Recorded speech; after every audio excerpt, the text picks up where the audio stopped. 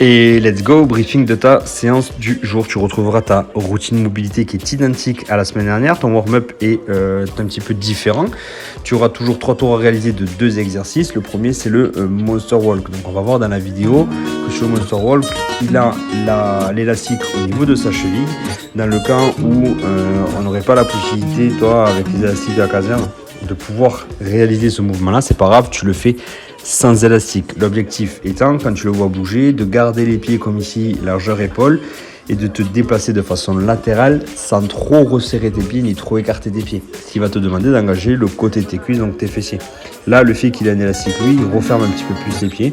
Mais l'idée, toi, dans le cas où on ne pourrait pas utiliser l'élastique parce que tu n'as pas à disposition, c'est de garder ta largeur épaule au niveau de l'écartement de tes pieds et de bouger latéralement sans avoir à les déplacer dans un sens ou dans l'autre. Le sumo squat sur la vidéo, il utilise des plates pour créer un déficit, c'est pas obligatoire, tu peux pas garder les pieds en contact avec le sol. Quoi qu'il en soit, tu vas devoir partir avec les pieds bien plus larges que tes épaules, les pointes de pied légèrement tournés vers l'extérieur et avec une KB, garder le dos le plus droit possible avec la poitrine sortie et essayer de te rapprocher du sol en fléchissant les genoux. Tu n'es pas obligé de descendre aussi bas que lui, tu n'es pas obligé d'avoir une flexion complète. À partir du moment où tu sens que tu as le dos qui s'arrondit un peu ou autre, hop, tu t'arrêtes.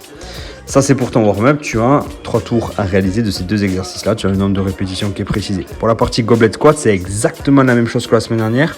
Hormis le nombre de répétitions qui change, on part sur 6 séries de 5 répétitions cette fois-ci. Le tempo est toujours le même. Tu as 3 secondes de descente, 3 secondes en bas avec un maximum de tension, c'est-à-dire les pieds bien collés au sol, les genoux poussés vers l'extérieur et la poitrine fière avec ton regard droit devant. Tu remontes de façon explosive et tu marques une seconde de pause avant. Une fois que tu as fait tes 5 répétitions, tu marques 2 minutes de repos et tu repars pour 5 séries supplémentaires.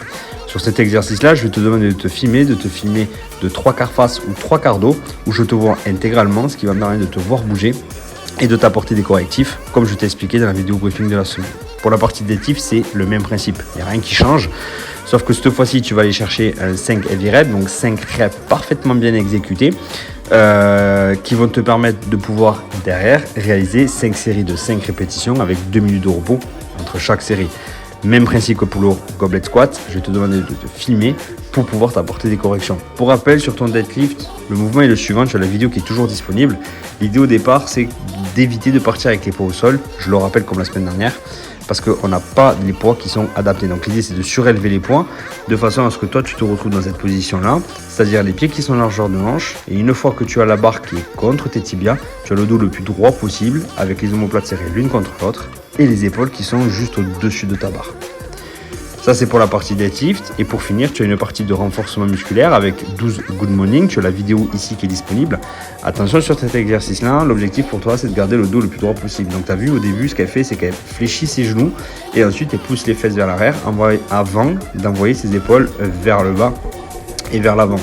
Ton objectif à toi, ici, on va le revoir, ça va être de fléchir sûrement un petit peu plus les genoux pour pouvoir te permettre de garder le dos le plus droit possible. Je préfère que tu fléchisses davantage les genoux et que tu arrives à garder le dos le plus droit possible plutôt que d'avoir le dos qui s'arrondit. Dans le cas où avec une barre à vide, c'est compliqué pour toi, tu le fais à vide, sans matériel. Comme ça, dans ce cas-là, si tu arrondis un petit peu le dos, ça ne sera pas très grave. Et ensuite, tu finiras avec du pullman leg. Donc, par exemple, tu as la vidéo ici qui est disponible. Donc, là, l'idée, c'est d'avoir un élastique que tu mets sur un support. Tu mets ton élastique au niveau de tes lombaires, en gardant les genoux fléchis comme ça, à genoux, avec les pieds fort les fessiers pour aligner. Tu vas dans un premier temps et tu vas fort tes fessiers, garder les côtes de bassin avec ton gainage. L'élastique qui va te ramener. Et tu vas chercher à rapprocher les fesses de tes talons tout en gardant ce gainage actif, c'est-à-dire ce genou pour toi réaliser.